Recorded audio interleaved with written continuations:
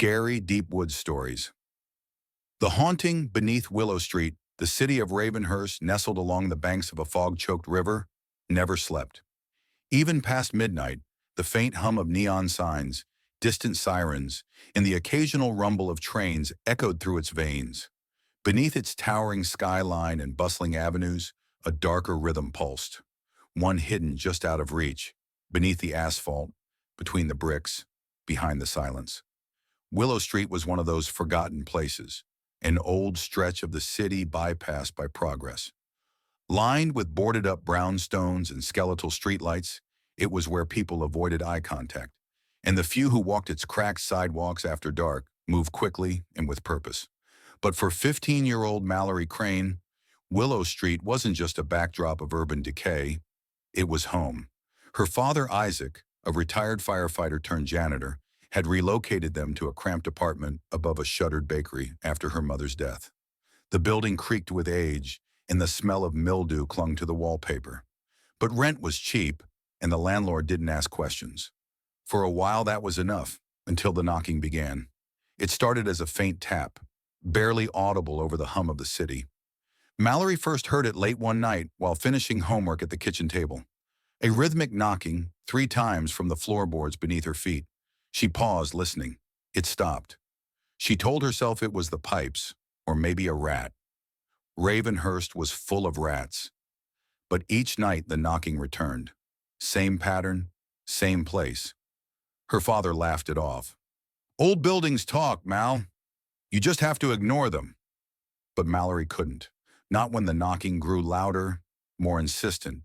Not when she began hearing whispers in the walls. Not when she started seeing the shadows.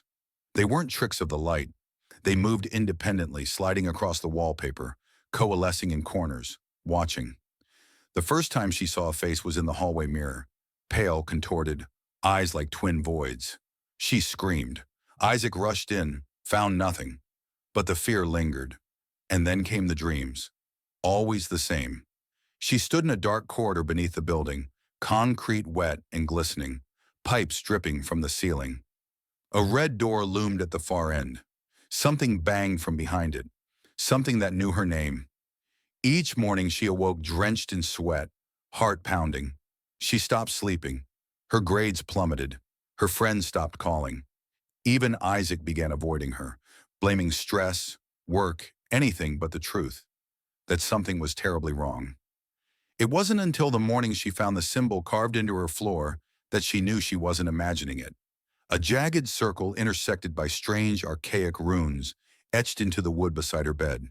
She showed Isaac. He turned pale, whispered something about the old fire station, about a man who vanished. Then he shut down, refused to talk, locked his bedroom door at night. Mallory was on her own. That evening, as dusk swallowed the skyline, she armed herself with a flashlight and descended into the building's basement. The stairs groaned under her weight. The air was thick, metallic. Pipes hissed above her, and dust danced in the beam of her light. She found an old service corridor sealed behind a broken vending machine. The door was ajar, the hinges rusted. She stepped inside. Cold air hit her like a slap. The corridor stretched endlessly, lined with utility boxes and hanging wires. Her footsteps echoed too loudly, like someone was mimicking her pace just behind. And then she saw it, the red door, just like in her dreams, scratched, scarred, pulsing faintly in the dark. She reached for the handle. It turned on its own. The door swung open. Darkness rushed out, and with it, a whisper. "Welcome back, Mallory." Mallory froze in place as the whisper echoed in her ears, reverberating inside her skull, like a memory trying to claw its way out of the grave. Her flashlight flickered violently, then steadied, casting pale illumination into the yawning void behind the red door. There was a corridor beyond, not unlike the one she'd just left, but darker, narrower, as if the building's bowels had birthed a second, secret underbelly. The air smelled of rot and wet earth, and somewhere far off, water dripped in an endless rhythm.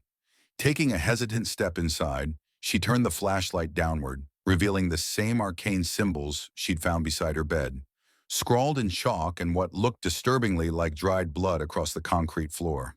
Her breathing became ragged. She wanted to run, but her legs wouldn't obey. Something had taken hold of her, not physically but in her mind, like an invisible hook threading through her thoughts, drawing her deeper. As she moved down the hall, the door behind her slammed shut. She spun, heart in her throat, but the hallway was empty. No breeze, no sound, just the door, now gone, vanished into the wall. She was trapped. Panic surged, but she forced it down. She had to keep going. The walls here were wrong, pulsing subtly, as if breathing, and covered in old newspaper clippings, sealed beneath thick layers of grime. Names and headlines blurred under dust. Tragedy at Willow Street Orphanage. Missing firefighters' remains, still unfound. Mass suicide linked to cult activity in Ravenhurst. Her flashlight dimmed again. She hid it. It flickered back on, and she realized the corridor had ended without her noticing. In front of her was a massive steel hatch, like something from a submarine, bolted shut with an iron wheel lock. Her fingers hesitated before grasping it. As she turned it, a deep groaning sounded from behind the wall, followed by a sudden rush of cold air. The hatch creaked open. The chamber beyond was enormous, far too large to exist beneath their small building. Concrete pillars rose like ancient bones, and in the center stood a dais of black stone, etched with more symbols. On it lay a body. No, not a body. A man, unconscious or dead, wrapped in bandages, his chest barely rising. Surrounding him were 7 tall mirrors, each framed in tarnished gold. Mallory approached slowly. As she neared, one of the mirrors began to fog. Then with a shimmer, it cleared, and she saw herself, not as she was now, but older, gaunt, her eyes hollow, standing in this very room but alone. The vision opened its mouth and screamed, a silent howl that sent a shock wave through Mallory's bones. She staggered back. The man on the dais jolted upright. His eyes snapped open, black, endless, and he gasped, as though waking from centuries of slumber. "You shouldn't be here," he rasped, voice like rust scraping metal. "They'll come now. They always come when the door opens." Mallory stammered, asking who he was, what this place was, but he only stared at her, eyes burning. "The veil is thinning. You brought it with you. The thing in the walls, it knows you now." A rumble echoed overhead, distant but growing. Dust fell from the ceiling. The mirrors shimmered again, each one showing a different scene. A woman hanging from the bakery ceiling above her apartment. Isaac screaming, face melting into shadow. Mallory herself, eyes black, standing over a blood-streaked symbol. The man began chanting. The symbols on the floor lit with a dull red glow. From the darkness beyond the pillars, something moved, slowly at first, then faster. A shape, too tall and too thin, crawling on the ceiling. Its limbs cracked backwards. Its eyes gleamed. The man grabbed Mallory's arm. "Run! Back through the mirrors. Pick one. It's your only chance." But she couldn't move. The creature dropped to the floor, scuttling toward them, claws raking sparks against stone. The man pushed her into the nearest mirror. Glass shattered, not outward but inward, and Mallory fell through, screaming. She landed on cold linoleum, light above, fluorescent, the sound of a school bell ringing, students laughing. She was in a hallway, her high school, except everything was wrong. The posters on the walls were in a language she didn't recognize. The lockers were rusted, the windows were bricked over, and the students, all of them, had no faces. She tried to scream, but no sound came. Then from behind her, the whisper returned. "Welcome back, Mallory." Mallory turned, heart thudding in her ears, and faced the hallway that stretched into a darkness far thicker than any normal shadow, thick like syrup, as if it had weight and intention. The faceless students stood frozen, their bodies twitching sporadically as though controlled by unseen strings, their heads slowly turning in unison toward her, without eyes, without mouths. And yet she could feel their stare, could hear a soundless chant bleeding through the air like static from a dead radio. She backed away, but the hallway extended behind her too, multiplying in both directions. Endless, echoing with footsteps that weren't hers.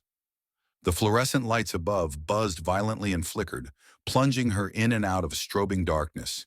And with every flash, the faceless figures crept closer without moving, appearing closer with each blink, now crowding the hallway walls. now mere inches away, now reaching out with trembling fingers.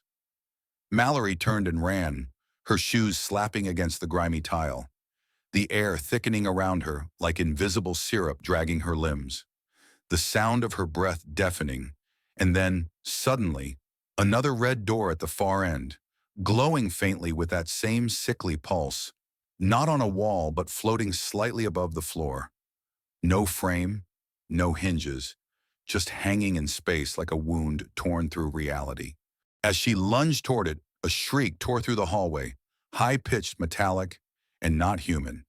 And the faceless students gave chase, their limbs contorting grotesquely, knees bending the wrong way, feet slapping the floor too fast, hands clawing the air.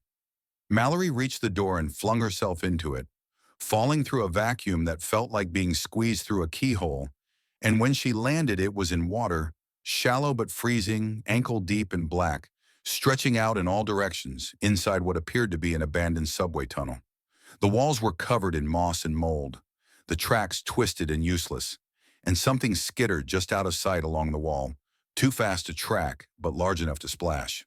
Behind her, the red door vanished again, replaced by an expanse of graffiti-covered brick, and above her head, she could hear the faint rumble of a train.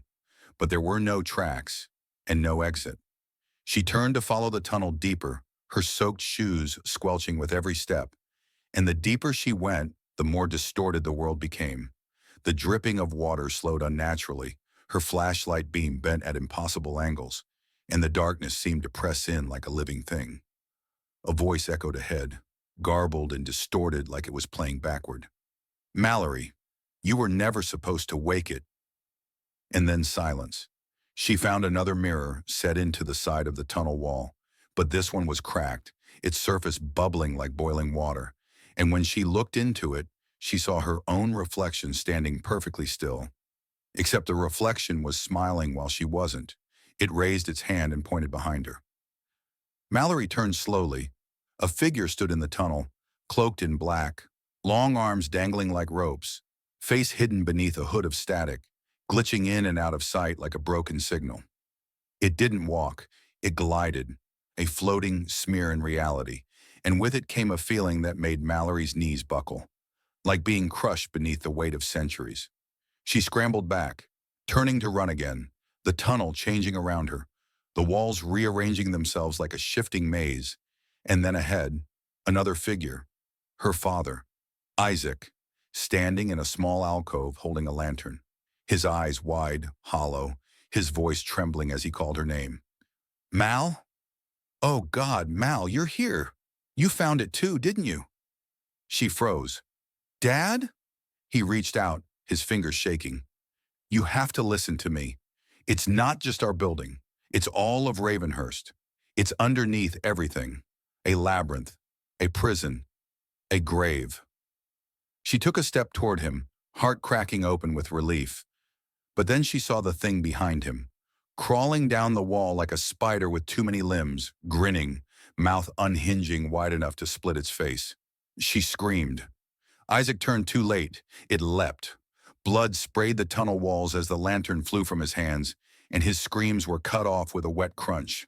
Mallory ran, tears blurring her vision, the tunnel now twisting violently like it was alive and trying to vomit her out. She stumbled into another chamber, circular, lined with stone alcoves, and in the center, another dais. But this time it held a mirror ringed with 7 candles, all burning in reverse, smoke flowing downward. The mirror shimmered, and then the face of the man from before, the one on the dais, appeared. "You're not out yet," he said. "You brought it back with you." Behind her, the thing screeched. The candles blew out, the mirror shattered, and Mallory screamed as the walls closed in. Mallory ran blindly through the corridor that seemed to stretch and warp with every frantic step she took. The school hallway now twisted into something far from human design. Walls pulsing like living flesh, lockers melted into the walls like tumors, and the fluorescent lights above blinking in erratic patterns that left her momentarily blind between flashes. Her breath came in sharp gasps, burning her lungs, her shoes slapping against the damp, uneven tile that seemed to shift underfoot as if trying to trip her, pull her down. Keep her here. Behind her, the sound of scraping metal grew louder, steady, rhythmic, deliberate. The sound of something dragging itself forward with mechanical determination. And though she dared not turn to look, she could feel it gaining on her.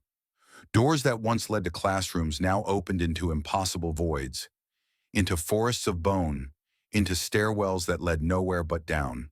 Always down. She screamed as a faceless figure lunged from one of the doorways, its mouth sewn shut, fingers twitching like dying insects, and she slammed it shut only for the door to liquefy in her hand, seeping between her fingers like thick, black oil. She stumbled backward, catching herself against a row of lockers that breathed beneath her touch, exhaling foul, warm air that smelled of rot and forgotten things.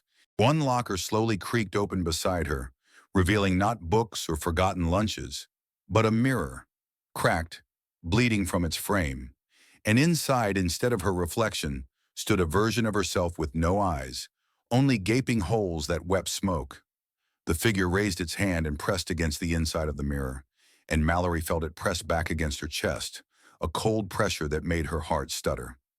She tore herself away and ran again, now deeper into the building that was no longer a school, but a maze of memories twisted by something dark and ancient. The buzzing of the lights turned into whispers, voices overlapping in languages she couldn't understand, but somehow still recognized in the marrow of her bones. Chants, warnings, promises of pain and power. Suddenly, the hallway ended in a door she had never seen before. Red, massive, carved with the same ancient runes that she'd seen etched into the floor of her basement that night.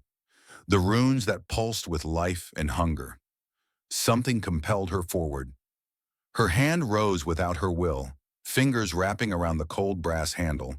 And as she turned it, the runes on the door glowed and spun, and the door swung open without a sound, revealing a circular chamber far too large to fit inside the building, with walls that breathed and ceiling lost in a swirling, starless sky. In the center of the room, suspended by chains that disappeared into the darkness above, was a mirror, larger than any she'd ever seen, its surface cracked like a spiderweb of glass, and beneath it, standing in absolute stillness, was herself, or something wearing her face. The figure smiled, lips torn and stitched at the corners, eyes ringed in black veins that pulsed like worms beneath the skin. "Finally," it said, its voice layered with echoes, like dozens speaking at once. "You've arrived. You've been calling, Mallory, even if you didn't know it." She shook her head, stepping back, but the door behind her had vanished, replaced by a wall that oozed black liquid that sizzled on the floor.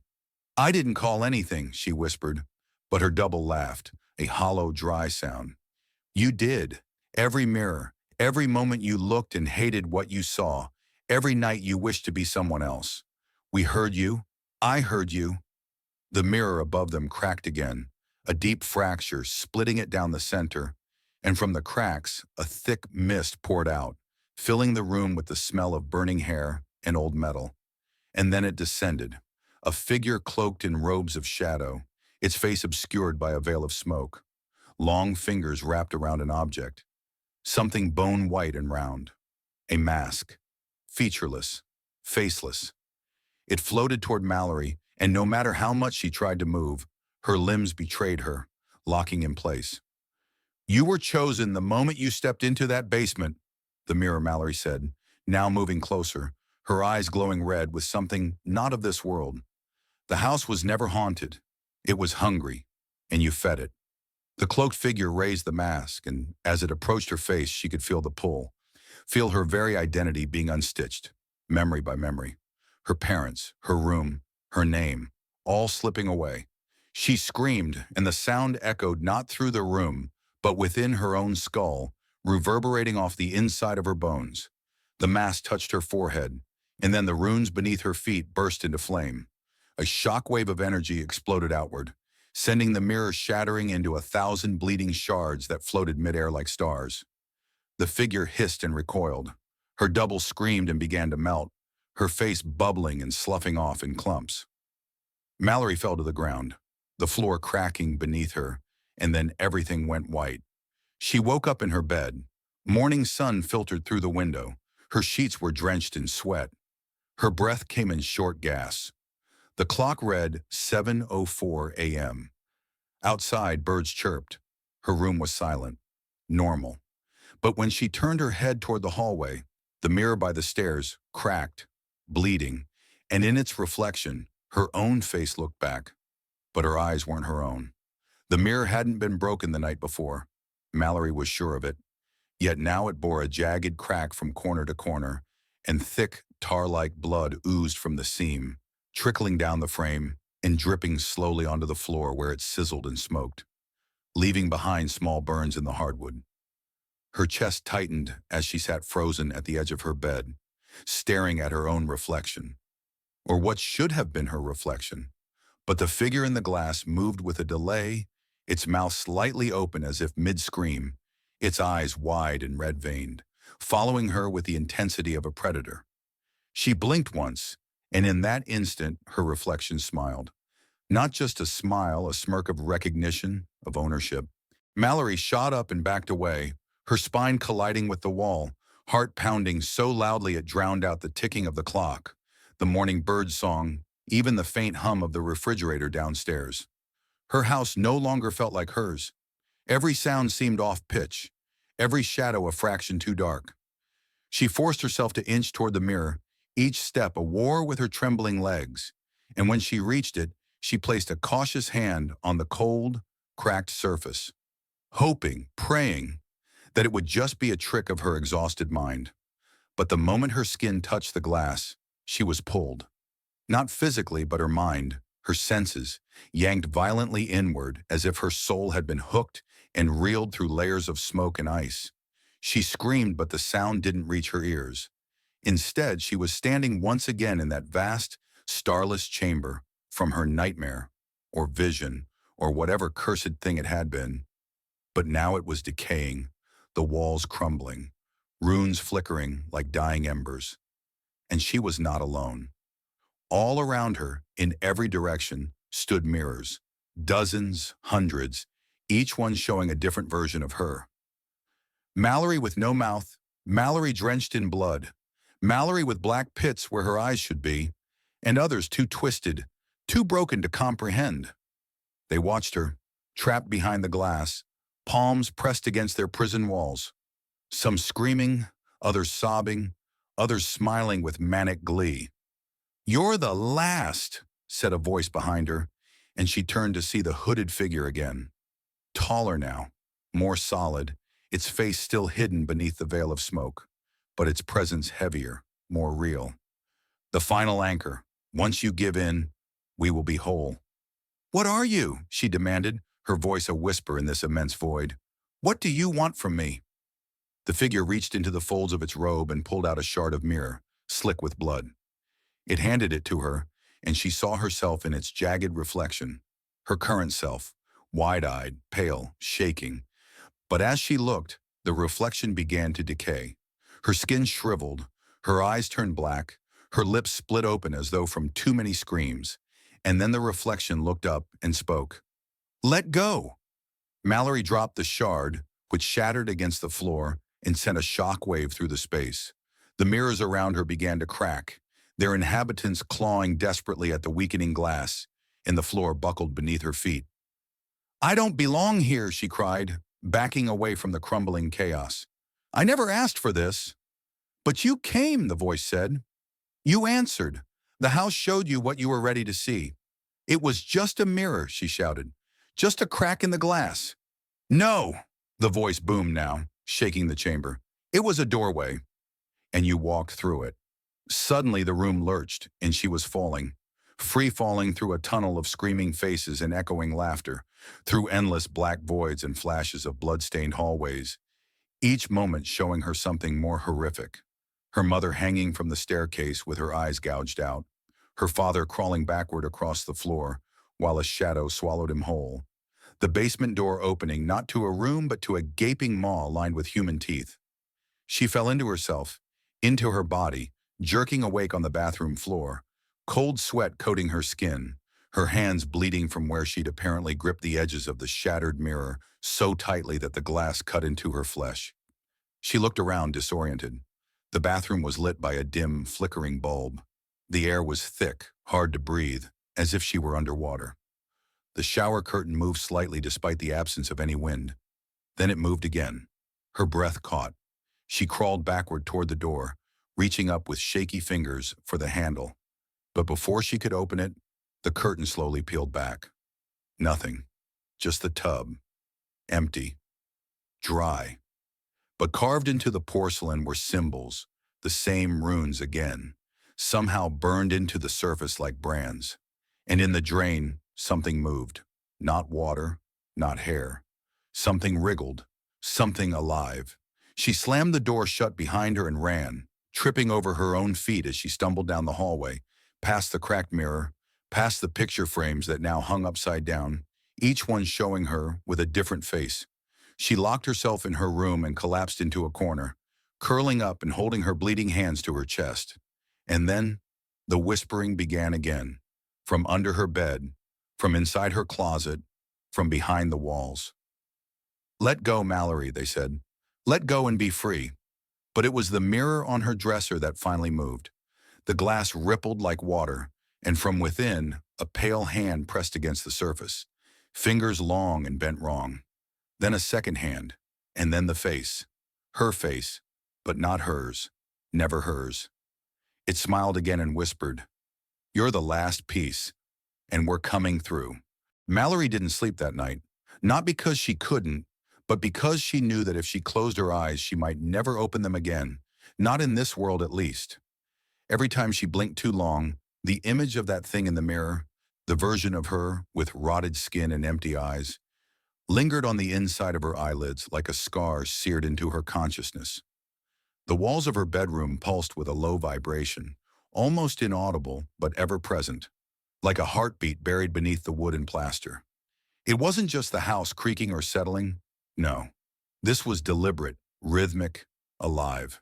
The whispering had continued for hours, sometimes shifting into guttural muttering, sometimes transforming into sharp, high-pitched laughter, as if dozens of unseen mouths were pressed against the inside of her walls. She had stuffed towels under the door, turned every light on in the room, unplugged the mirror from the wall, and tossed a blanket over it. But even beneath the heavy cloth, she could see it ripple from time to time, as if something just beneath the surface was swimming closer and closer. Her phone had stopped working hours ago. The screen flickered violently before dying completely, and now it displayed nothing but a single line of static code, symbols she couldn't understand. The same runes that had appeared in the basement, in the tub, etched into her mind. She had tried calling for help, screaming out the window into the night, but the sound didn't seem to travel, as if the house had become detached from the world outside. No cars passed by, no wind rustled the trees.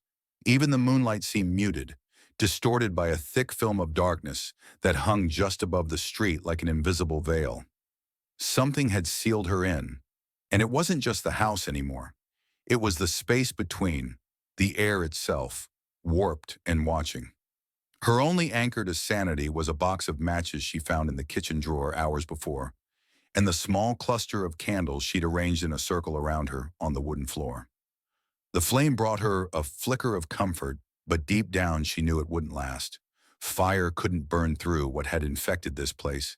There was something older than flame here, something that lived in mirrors, in reflections, in the spaces between footsteps and the silence after your name is whispered when no one's around. At exactly 3:33 a.m., the whispering stopped. Not faded, stopped, abruptly, as if all the voices had agreed, in unison, to hold their breath. The stillness was more terrifying than the sound. The air turned heavy, pressing down on her shoulders like invisible hands. The mirror, still shrouded beneath the blanket, shuddered violently, and then the fabric began to soak with something dark.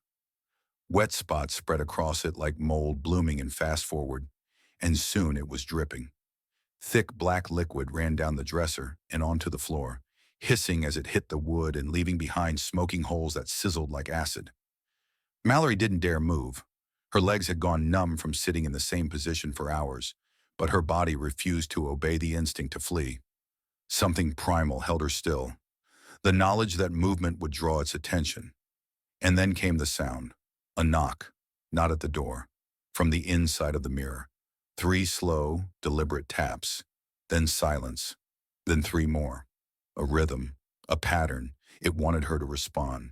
The blanket twitched, bulging outward for a split second, as if something inside had pressed its face right up against the glass. And then came the whisper, not around her this time, but inside her head. "We're almost there." She finally moved, crawling on her hands and knees toward the mirror, not because she wanted to, but because she couldn't resist the pull. Her eyes were locked onto it, her breath shallow and uneven. As she got closer, the whispers grew clearer, not just incoherent mutterings now, but actual words, fragments of sentences layered atop one another, like a crowd chanting from the bottom of a well. "You saw too much." She opened it. "We need you. Complete the chain. Complete the chain." Her fingers touched the wet edge of the blanket, and the instant she pulled it off, the mirror didn't reflect her room. It showed something else. An endless hallway lined with doors, each door pulsing with a faint red glow, as if something on the other side were breathing. The hallway was submerged in darkness beyond the light of the doors, but at the very end, barely visible, stood a figure. Tall still, wearing Mallory's face. It turned its head slowly, and though its mouth didn't move, Mallory heard it speak, clear as a bell. "Let me in." The glass surface rippled again, and a hand burst through.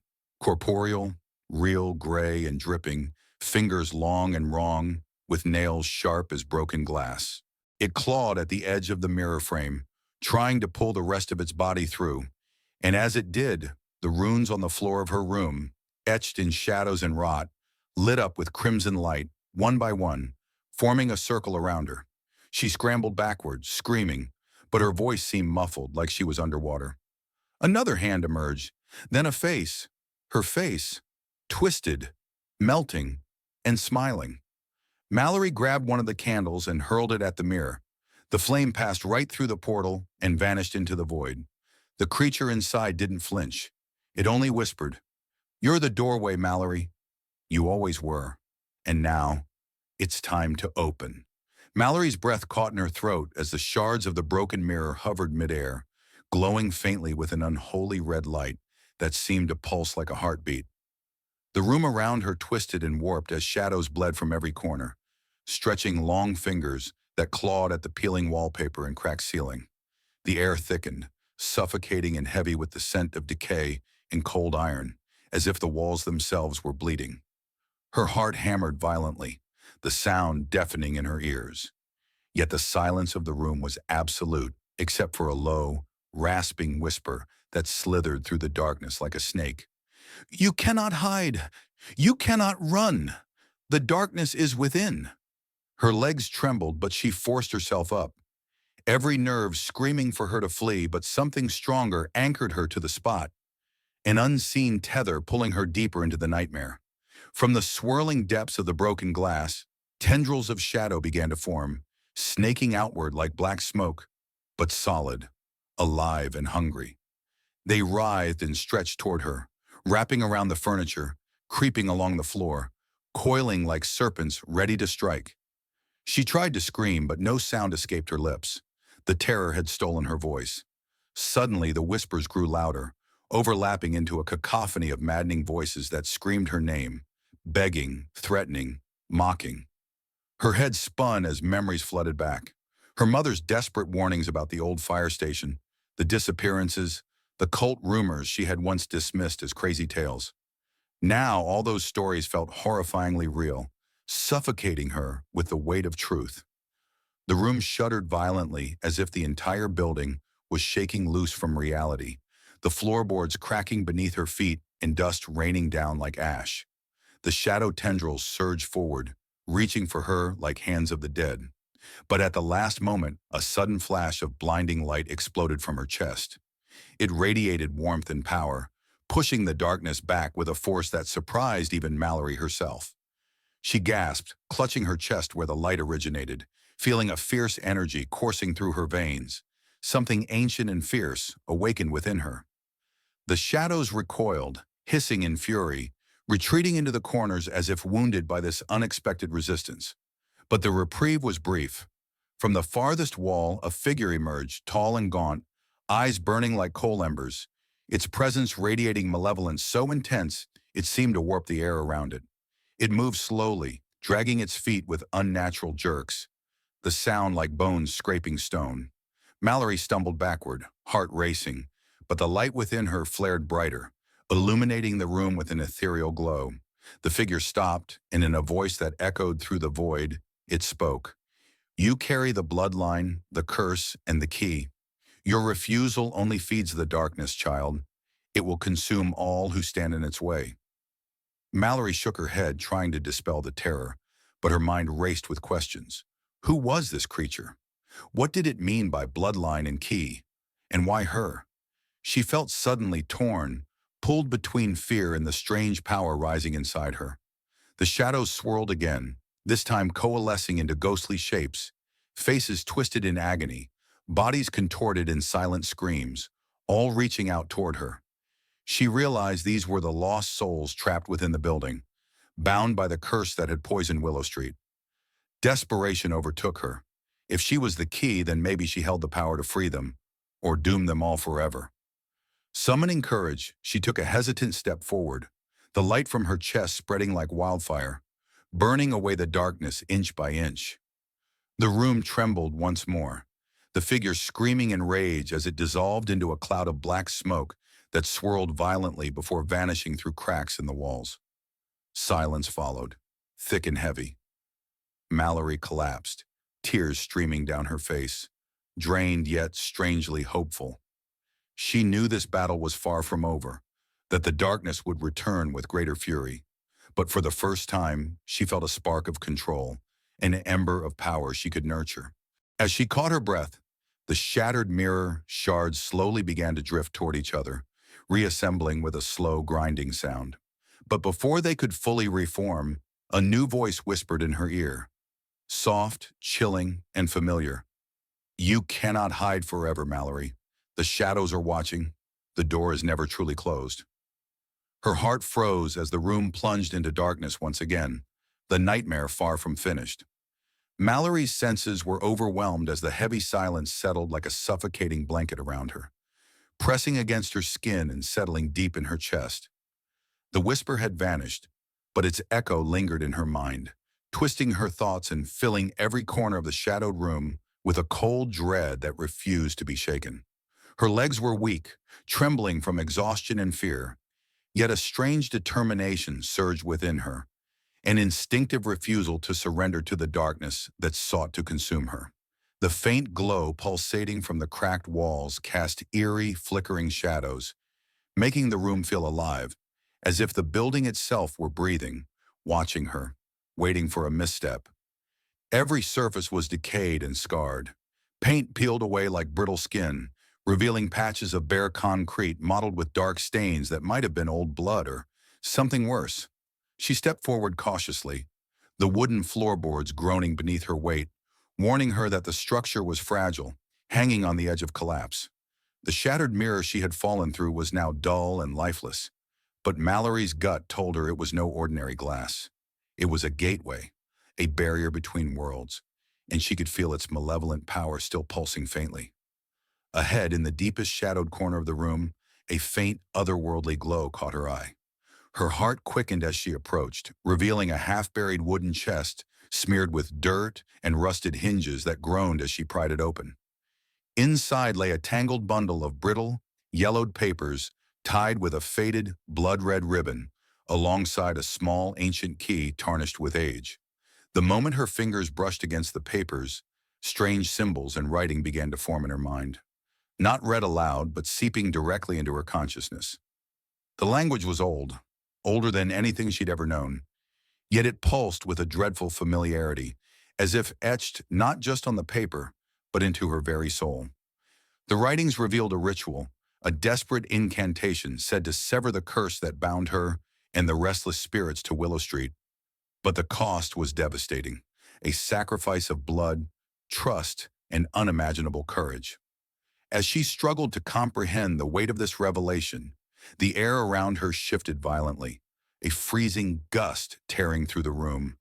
snuffing out her faint light and plunging her back into suffocating darkness. The walls seemed to close in, and a crescendo of whispering voices erupted, a chaotic chorus of desperate souls trapped in torment, their pleas and threats slicing through the silence like shattered glass. Mallory's grip tightened on the rusted key, feeling its icy chill crawl up her arm, a tangible connection to the curse itself.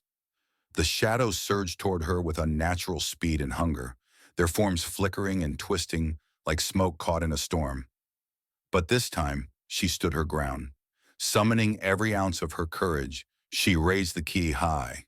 And to her astonishment, a brilliant light burst forth from within her, a radiant inferno that carved through the darkness with searing intensity. The swirling shadows writhed and screamed, retreating as the light illuminated the room with a fierce glow that burned away the grime and decay, revealing faded murals and forgotten symbols on the walls, hints of the building's long-buried history. The voices faltered, then fell silent, leaving only the echo of Mallory's own pounding heartbeat. She stood trembling, sweat and tears mingling on her face, knowing that she had pushed back the darkness, but only just. This was not the end. It was a beginning. The curse still hung heavy in the air, a sinister force woven into the very fabric of Willow Street, demanding everything she had to fight for the souls trapped within, and for her own salvation. Mallory took a deep, steadying breath, clutching the key like a lifeline, and prepared herself to descend even deeper into the abyss, where the next horrors awaited, darker and more desperate than anything she had faced so far. The moment Mallory stepped through the narrow, crumbling doorway that led to the basement beneath the old Willow Street building, the temperature dropped drastically, seizing her breath in icy claws. The air was thick with a damp, metallic scent, like rust and old blood mingled with decay, and each step echoed ominously against the stone walls, a hollow sound that seemed to multiply and distort into eerie whispers that slithered around her like unseen serpents. Her flashlight barely pierced the blackness, illuminating only fragments of the cellar, broken crates, shattered glass, and strange symbols crudely etched into the walls, glowing faintly with an unnatural phosphorescence. The deeper she went, the heavier the atmosphere became, as if the very foundation was soaked in anguish and suffering. Then from the depths of the shadows, she caught a glimpse of movement, a shadow flickering just beyond her vision, gone the moment she turned. Panic threatened to rise, but she forced herself to press onward, clutching the ancient key tightly. Suddenly, the ground beneath her trembled, as if the building itself was warning her to flee, and a low, guttural growl rumbled through the darkness, shaking dust from the ceiling. Mallory's heart hammered violently. Instinct screamed that she was not alone. She followed a narrow corridor, its walls narrowing into claustrophobic proximity, and at the end, she found a heavy iron door barred shut with rusted chains. The key in her hand seemed to hum in response, as if resonating with the door's dark energy. With trembling hands, she slid the key into the lock and turned it slowly, the grinding sound echoing like a death knell through the silent basement. The door creaked open to reveal a room bathed in a sickly greenish glow, an ancient crypt filled with relics, bones, and remnants of ritualistic objects scattered across a stone altar. The air was thick with the residue of dark magic and sorrow. In the center, a cracked porcelain doll lay shattered, its eyes eerily lifelike despite the damage, staring directly at Mallory, filling her with a deep unease. As she stepped closer, the shadows coalesced into ghostly figures, tormented souls bound by the curse that had plagued the building for centuries. They whispered her name in mournful tones, their eyes filled with sorrow and desperation. They revealed fragmented memories of betrayal, pain, and sacrifice, hinting at the origins of the curse, an ancient pact made in blood to imprison a malevolent entity that fed on fear and despair. Mallory realized the ritual from the papers was not only a way to break the curse, but a dangerous gamble, one that could either free these souls or doom her to join them forever. As the spirits reached out, their cold hands brushing against her skin, Mallory felt the weight of their suffering press down on her, threatening to consume her very identity. But amidst the terror, a spark of hope ignited. She remembered the promise she had made to herself, to fight, to endure, to uncover the truth no matter the cost. Summoning her willpower, she began to chant the ancient incantation, her voice trembling, but growing stronger with each word. The room vibrated, the air thick with raw energy as the spirit's anguished cries crescendoed into a deafening roar. Light burst forth from the altar, illuminating the crypt in a blinding radiance that banished the shadows and revealed the true face of the evil that lurked beneath Willow Street. The malevolent force writhed in pain, its dark tendrils retreating into the void as the curse began to unravel. Yet just as Mallory thought victory was within reach, the ground shook violently, the walls cracked, and a guttural, monstrous roar echoed through the basement, warning her that the battle was far from over. The darkness was retreating, but not defeated. And Mallory knew her journey had only just begun. The ground trembled beneath Mallory's feet as the monstrous roar echoed through the crumbling basement, shaking dust and debris loose from the ceiling. Though the malevolent force was retreating, it was far from defeated, and Mallory could feel its rage pulsing like a dark heartbeat in the very walls around her. She steadied herself, gripping the ancient key tighter, her breath shallow but determined. The crypt's blinding light faded, replaced by flickering shadows that writhed like living smoke, swirling toward her with sinister intent. She knew this was the final test, the last barrier before the curse could be fully broken, and the spirits trapped for centuries could finally find peace. Her mind raced as the whispers of the tortured souls filled her ears, urging her to finish what she had started, warning of the cost if she faltered. Gathering every ounce of courage, Mallory raised her voice to continue the ancient incantation, the words flowing from her lips like a chant woven from forgotten languages, vibrating with power and conviction. The air thickened, charged with raw energy, and the shadows recoiled as brilliant light erupted from the altar, casting long, harsh beams that cut through the darkness. Yet the evil entity fought back fiercely, materializing into a grotesque, shifting mass of darkness with glowing red eyes that burned with hatred. It lunged toward Mallory, tendrils of shadow reaching out to engulf her, cold and suffocating, but she dodged with desperate agility, feeling the chilling brush of darkness graze her skin. The spirits around her surged forward, manifesting as shimmering forms that clashed with the entity, their ethereal voices weaving together in a haunting chorus that weakened the dark force's grip. Mallory's heart pounded as she edged closer to the altar, reciting the final, most dangerous verse of the ritual. The ground cracked beneath her, splitting open to reveal a swirling vortex of light and shadow, a gateway to the beyond, waiting to swallow the cursed presence once and for all. With a final shout, Mallory plunged the ancient key into the heart of the altar, the metal glowing white-hot as it fused with the enchanted stone. A pulse of energy surged outward, ripping through the darkness and binding the entity in chains of pure light. The monstrous form howled in fury, shrinking and twisting as it was dragged screaming into the vortex, which closed with a thunderous crash, sealing the evil away forever. Exhausted and trembling, Mallory collapsed to her knees, the weight of what she had done settling heavily on her shoulders. The spirits around her slowly faded, their faces serene as they whispered their thanks and disappeared into the light. The oppressive atmosphere lifted, replaced by a quiet calm and the faint scent of rain on fresh earth. Climbing out of the basement, Mallory stepped into the cool night air, the old Willow Street building standing silent and peaceful for the first time in centuries. Though the curse was broken, she knew the scars it left behind, and the memories of those lost, would remain with her forever. But in that moment, she allowed herself a small smile, knowing she had freed the trapped souls and ended the nightmare that had haunted the street for generations. The past was laid to rest, but her own journey was only just beginning, as the secrets of Willow Street still whispered in the shadows, waiting for someone brave enough to listen. Mallory stood on the cracked sidewalk outside the building, the night air cool against her skin, her heart still hammering from the ordeal below. The city around her was alive with distant sounds, sirens, passing cars, the hum of neon lights flickering. Yet the familiar chaos now felt distant, almost unreal. She looked up at the aging facade of the bakery-turned apartment, the windows dark and silent, its secrets finally laid bare. But even as relief washed over her, a gnawing unease settled deep within. The ordeal had changed something inside her, a connection to the darkness that she couldn't fully understand or shake. The key, still warm in her pocket, seemed to pulse softly, like a heartbeat tethered to some unseen force.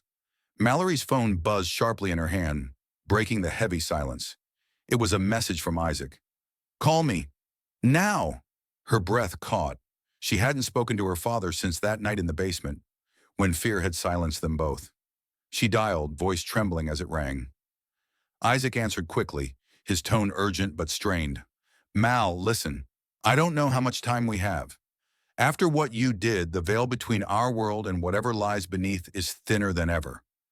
The spirits you freed, they weren't all friendly. Some slipped through the cracks. The entity you banished, it was only one of many." Mallory's mind reeled.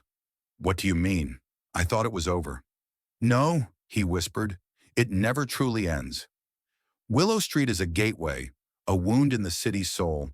That place you went to, those mirrors, they're portals. Some spirits stay trapped, but others, they cross over, searching for hosts, for bodies to possess. That's why your nightmares haven't stopped. And that's why I'm leaving. I can't stay here anymore. Not with this growing darkness." The line went silent. Mallory's fingers clenched the phone tighter. She realized she was alone, not just physically, but in every sense that mattered. The city, with all its bright lights and noisy streets, suddenly felt cold and isolating.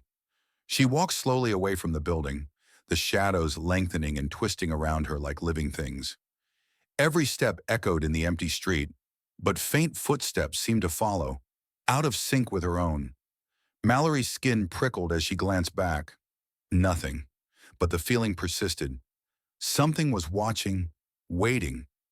The key in her pocket grew warmer, and her breath came out in shaky clouds. She knew the fight wasn't over. The darkness beneath Willow Street wasn't just a haunting, it was a warning, a challenge, and Mallory Crane was the only one left who could face it. With a deep, steadying breath, she tightened her jacket and stepped into the night, ready to uncover the deeper secrets the city held, and to confront the shadows that threatened to consume not just her home, but her very soul. Mallory's footsteps echoed hollowly down the deserted streets of Ravenhurst as she left the bakery building behind, the weight of her father's warning pressing heavily on her mind.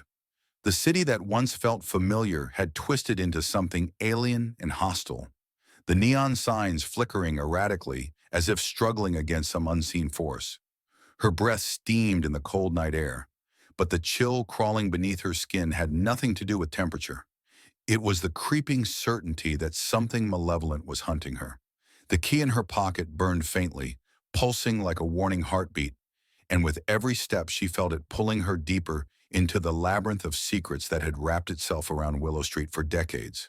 She remembered the old stories whispered among the town's oldest residents, tales of disappearances, madness, and unnatural occurrences dating back long before the building had even existed.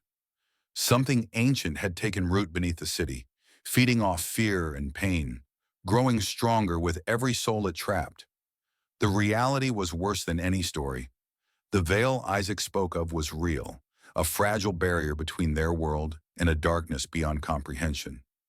Mallory felt it thinning, stretching dangerously thin with every moment that passed since she opened that red door. She knew she couldn't run, not anymore.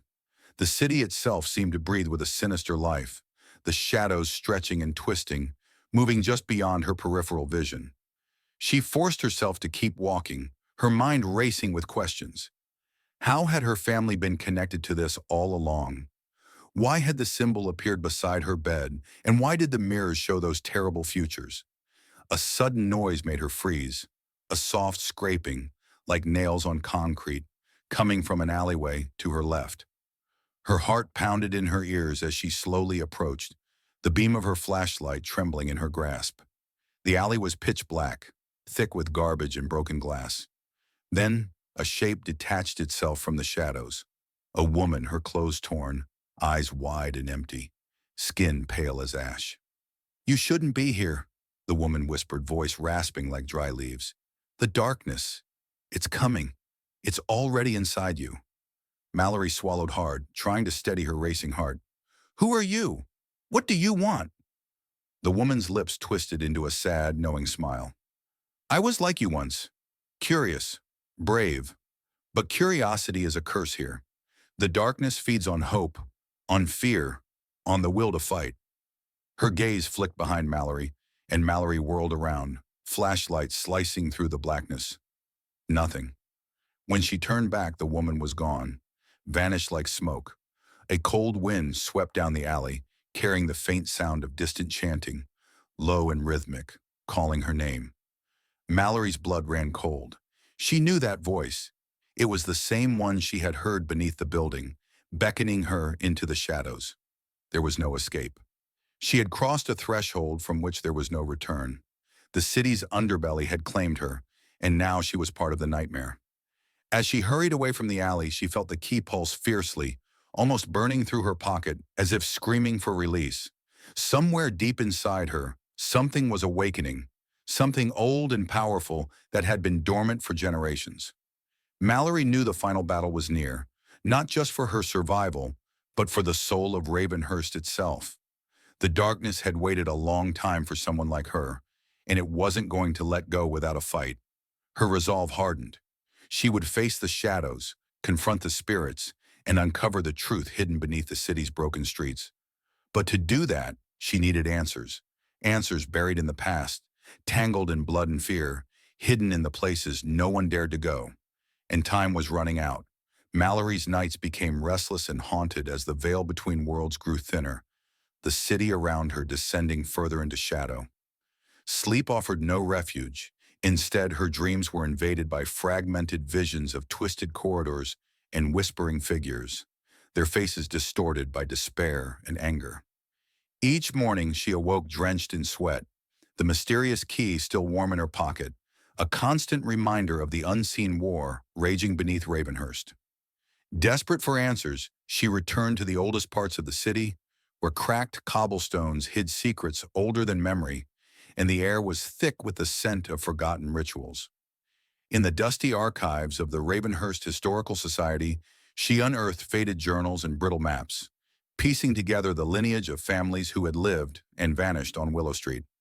Among the yellowed pages, she found a chilling entry penned by a distant ancestor who spoke of a dark nexus beneath the city, a confluence of ancient energies that could open gateways to realms of despair.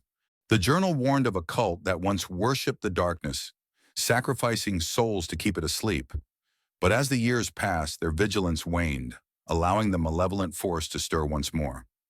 Armed with this knowledge, Mallory sought out the few remaining descendants of the cult, hoping to find allies who understood the danger and shared her resolve to fight. But the darkness had already seeped into their hearts, twisting their minds with promises of power and eternal life. They saw Mallory as a threat, an enemy to be extinguished. One night, as the city's lights flickered and died, she was ambushed in an abandoned church by shadowy figures whose eyes glowed with unnatural fire. She fought fiercely, but the numbers overwhelmed her, and just as despair threatened to consume her, a sudden surge of energy burst from the key in her hand, scattering her attackers in a blinding flash. Staggering to her feet, Mallory realized the key was not just a symbol, it was a weapon, a beacon of light against the encroaching darkness. But wielding it came at a cost. Each use drained her strength and frayed the edges of her sanity. As she fled into the night, the whispers grew louder, promising salvation if she surrendered, or eternal torment if she resisted. The city's fate hung in a delicate balance, and Mallory understood that her journey was more than a fight for survival.